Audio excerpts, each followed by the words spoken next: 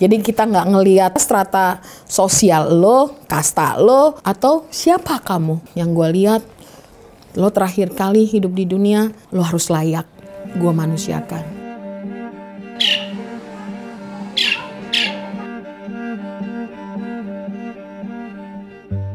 Halo, nama gue Gloria Elsa Hutasoid. Biasa dipanggil Elsa. Gue adalah perias jenazah gratis di Jakarta. Sebelum jadi perias jenazah, profesiku itu pernah jadi fotografer, pernah jadi model juga, model plus size. Aku juga pernah jualan keripik, banyak deh. Suka make upin orang-orang yang buat ke pesta, gitu-gitu aja sih. Berarti emang udah punya basic makeup ya? Punya basic makeup, iya.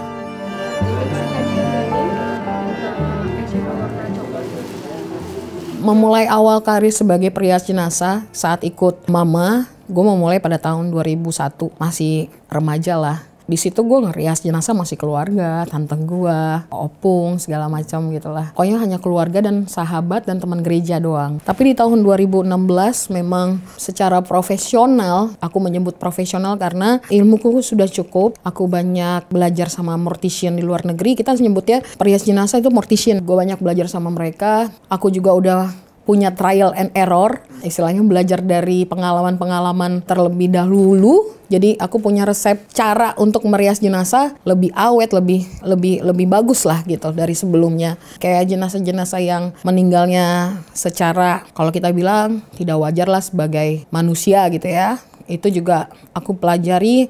Aku baru 2016 berani membuka diri aku untuk pelayanan ke orang luar. Kalau 2016 aku merasa kayak, wah aku minta medan tempur yang lebih luas dong sama Tuhan. Supaya aku makin bisa menolong banyak orang gitu loh. Menjadi perias jenazah yang berlabelkan gratis itu gue pilih karena gue tahu banget pada saat kehilangan suami gue tuh gue gak punya uang saat itu.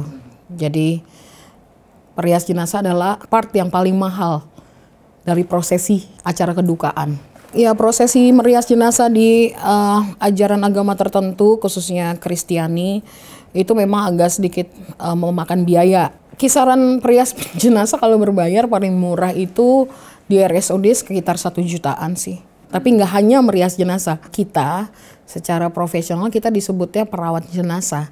Kisaran 1 juta itu hanya merias jenazah, tapi kalau paketan sama merawat jenazah, which is memandikan jenazah, makaikan baju, terus ada formal ini juga, itu bisa sampai puluhan juta juga. Karena memang kita merawat jenazah. Tapi karena konteksnya orang lebih tahu aku jadi perias jenazah, ya akhirnya aku melabelkan diriku perias jenazah.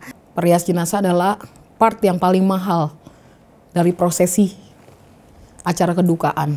Lumayan bisa meng-cut biaya pada saat prosesi kedukaan itu. Akhirnya gue memilih part itu. Tapi nggak hanya merias jenazah. Jadi aku juga memandikan jenazah kadang gitu kan. Terus memakaikan baju lah. Pokoknya mempersiapkan jenazah pada hari terakhir mereka. Gue pernah dari part gue harus dibantu pada saat kedukaan. Ya gue menolong mereka, itu aja sih. Apa yang bisa gue punya, talenta yang dikasih Tuhan sama gue tuh banyak. Ini salah satu talenta merias itu adalah salah satu talenta yang gak mungkin bisa jadi sesuatu atau seseorang gitu. Talenta yang gue remehin gak ada. Yang gue pikir nanti gue paling gue jadi penyiar radio atau pembawa acara di pernikahan karena suara gue katanya empuk gitu kan, atau penyanyi di kafe-kafe atau apa gitu. Tapi ternyata talenta yang menurut gue kecilin, tapi Tuhan kasih gue ini lo jadi ini, udah gue memilih untuk jadi perias jenazah itu memang sudah perutusan Tuhan. Menjadi perias jenazah secara profesional, aku didukung banget sih sama keluarga. Karena memang notabene-nya satu keluargaku itu dari bapak, mama, sama adik-adikku yang pelayan. Kita tuh hobinya melayani. Sampai saat ini pun mereka suka ngasih tahu lah, kalau jangan capek-capek gitu loh. Kak jangan lupa minum vitamin gitu kan. Pada saat gue jadi perias jenazah pelayanan, gue akhirnya berpikir saat ini sih sebenarnya jadi kayak gini. Gue gak boleh egois dengan pelayanan aja. Gue harus cari uang buat anak gue kan. Akhirnya mungkin aku bisa jadi perias jenazah yang pelayanan, tapi aku menyediakan jasa fotografer, kerja sama teman-teman gue, atau musik ya kan, atau peti kayak di sini aku sama Pak Chandra di Human Remains, ada jenazah yang mau diberangkatkan, gue masukin ke kargo jenazah. Nah bisnis-bisnis itu yang di samping itu aku bisa dapat uang gitu. Dan rencananya sih kita mau bikin, aku sama Pak Chandra pengen bikin merawat jenazah online di platform yang terbaru. Jadi mulai dari jasa peti semuanya, jadi meninggal kapan aja udah tinggal klik. Dan itu doain ya pemirsa ya, mudah-mudahan aku harapannya aku pengen punya rumah duka yang gratis buat orang-orang marginal. Amin.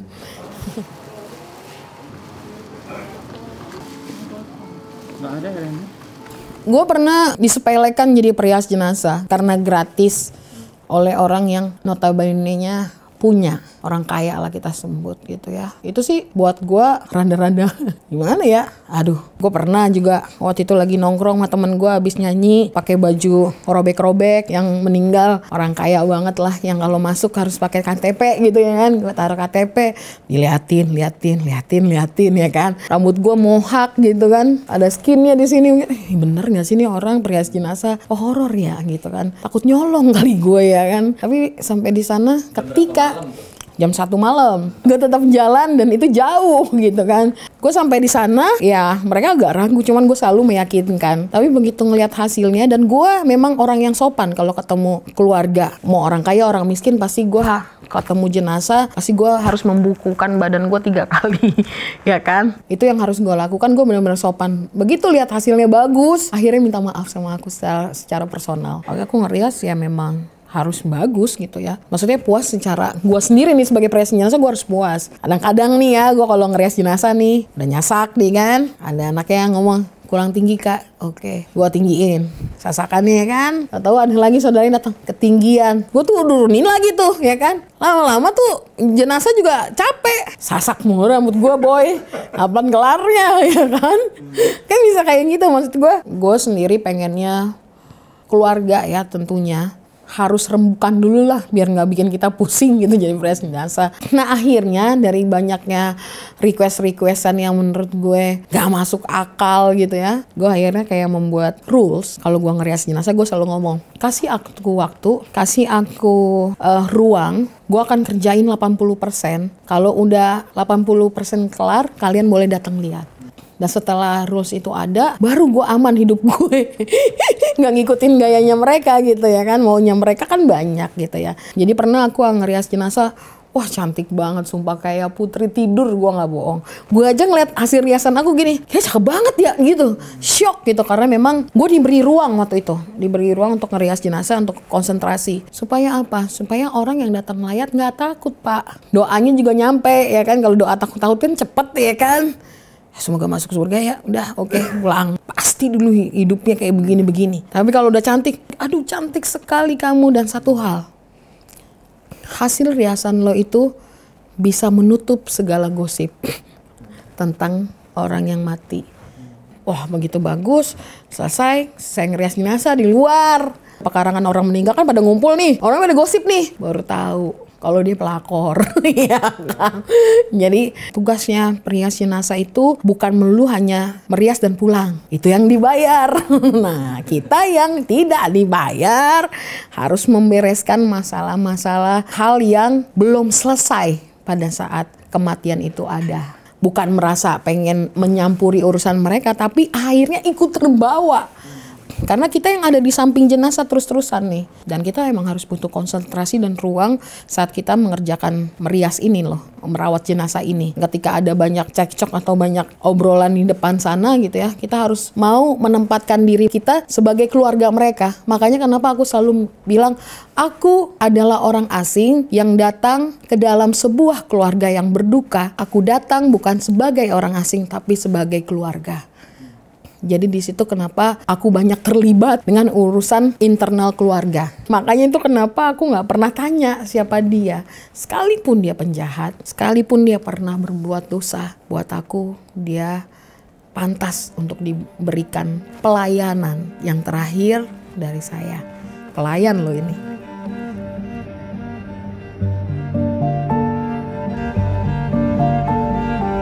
Ritual khusus sebelum memulai ngerias jenazah udah pasti aku berdoa. Yang kedua, aku membungkukkan badanku 3 kali. Aku meyakinkan mereka masih ada di sekitar situ supaya mereka tahu aku datang penuh dengan hormat untuk melayani mereka. Dan pulang seperti itu juga. Kalau sampai rumah harus mandi, pakai air garam, pakai jeruk nipis, atau pokoknya yang buat netralisir keadaan atau aura-aura negatif kalau kita bilang, ya kan. Jadi itu sih ritualnya hanya yang biasa-biasa lah. Nggak makan bunga kantil juga gue.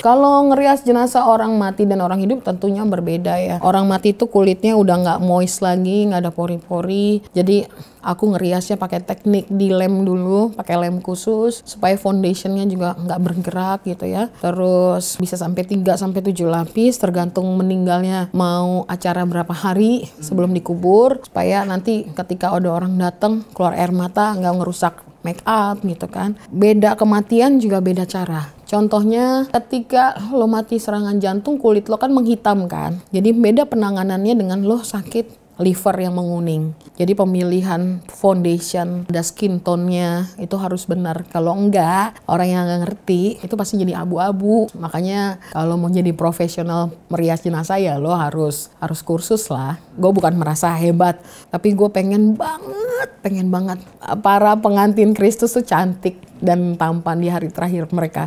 Harapan gue sih gitu. Ketika banyak orang yang pengen menguangkan bisnis sebagai perias jenazah dan gue memilih gratis, itu karena gue tahu gue diberi panggung sama Tuhan untuk memberitahu sesuatu. Bahwa di dalam kedukaan itu tidak melulu soal uang, tapi soal kasih.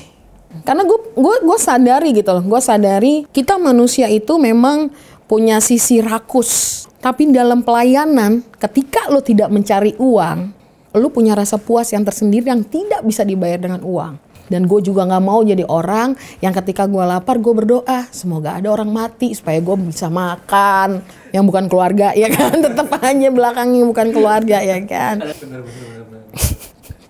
Iya sih. Kenapa kita tawa ya? Sedih itu. Lu pernah ngerasa capek gak sih? Pernah di satu titik gue ngerasa jenuh sebagai perias jenazah. Bukan jenuh dengan pekerjaannya, tapi jenuh dengan waktunya sih sebenarnya. Karena jauh-jauh kan. Jam 1 gue ngerias di Jakarta Timur. Begitu dalam perjalanan ke Jakarta Timur ada yang nelpon nih. Kak, ke Tangerang ya. Set jauh banget ke Tangerang. Baiklah ke Tangerang nih kan. Dalam perjalanan ke Tangerang ada yang nelpon lagi ke Depok. Besoknya masuk IGD saudara-saudara. Itu sih tantangannya sama ketemu keluarga-keluarga sotoy lah gitu. Yang kalau misalnya gue ngerias jenazah mereka banyak ngasih masukan seolah-olah mereka perias jenazah gitu. Itu sih sebenarnya, tapi aku selalu bilang dalam diri aku, lo pelayan Tuhan lo nggak bisa lo ngomong kotor, ngomong sembarangan gitu. Bisa sih gue, cuman tarik napas panjang, buang. Iya, tinggal dijelasin aja sama mereka. Ternyata mereka mau kok dijelasin walaupun batu-batu ya kan. Tuhan, kadang-kadang gue pengen main gitu sama anak gue gitu, nggak punya waktu gitu. Sampai kadang-kadang anak gue mikir gini, Mom, you don't have a time for me gitu loh, hanya sekedar main doang gitu. Nggak bisa, karena mami harus berjuang di sini gitu. Dan buat aku, keluarga aku nih, mama, papa, anakku gitu ya, itu orang yang harus gue perjuangin juga kan. Sementara banyak keluarga-keluarga di sana juga yang harus gue perjuangin juga gitu loh. Jadi gue kadang-kadang ngerasa gitu ya, gue mau perjuangin lo semua nih, tapi ada nggak ya mau perjuangkan gue kalau gue bilang gue sudah lelah. Tapi sekali lagi, kalau kata nyokap gue, ketika lo udah berjanji, berbuat aja. Nggak perlu takut, Kak. Kok jadi nangis ya? Sedih ya? Nggak apa-apa ya, biar naik rating ya. Kita cerita dikit ya soal kan lu punya gerakan nih, yang maraton kebaikan. Boleh cerita dikit nggak soal itu? Maraton kebaikan adalah sebuah pergerakan yang gue bikin dan suami gue bikin, paguyuban para perias jenazah. Di situ kita memang saling berbagi ilmu atau sharing-sharing apapun ya di maraton kebaikan itu. Suami gue tuh sebenarnya meninggal tahun 2018, tapi gue bikin treat itu 2019.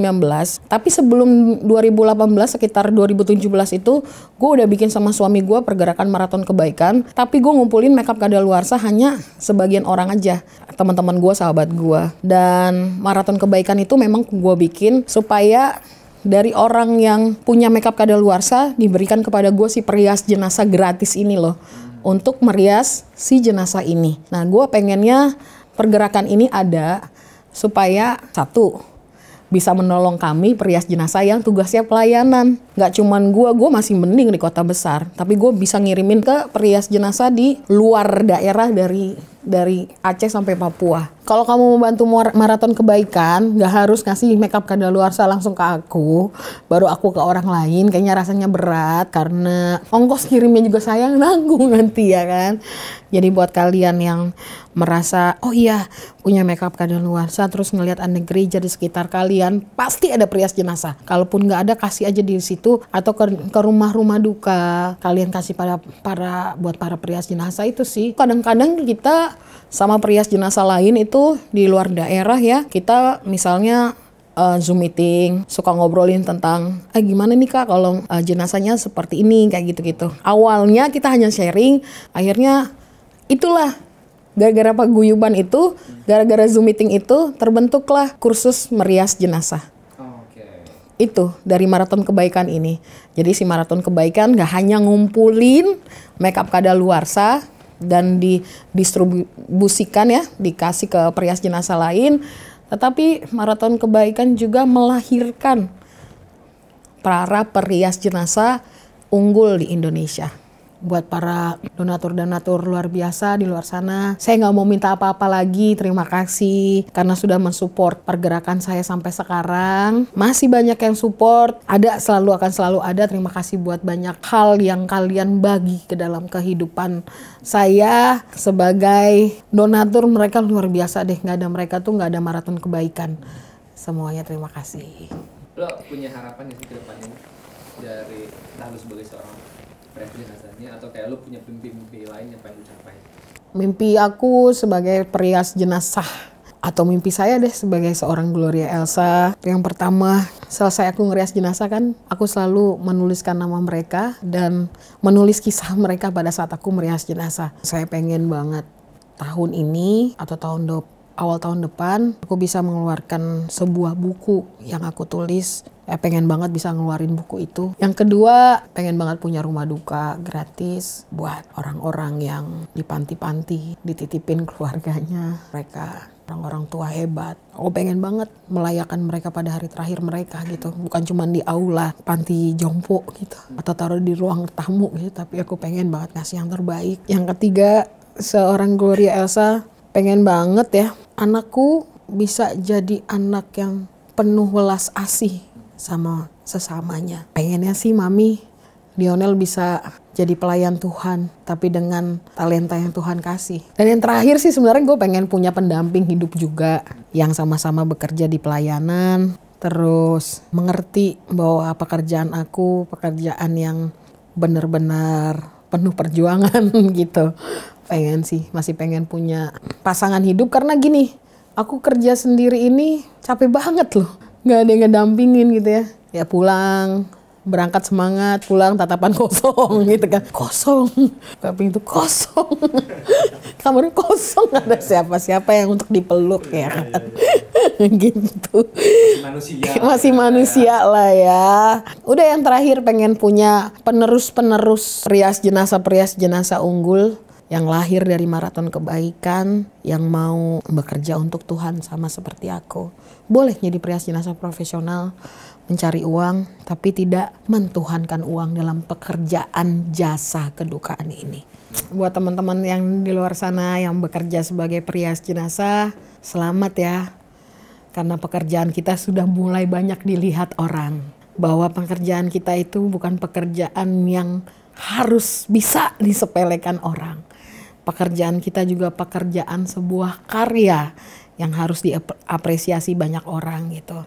Buat kalian yang kuat dalam bekerja, semangat untuk melayani di dalam kedukaan, Dan semangat berkarya, jangan lupa jaga kesehatan sih sebenarnya.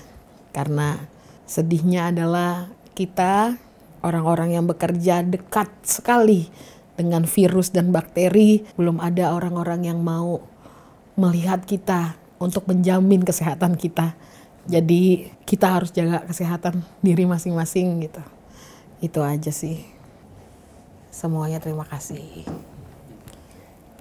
Sip, dah. Yeay, sukses. Kok kamu mau peluk aku? Nggak apa-apa. Ya ampun, positive vibes loh dia.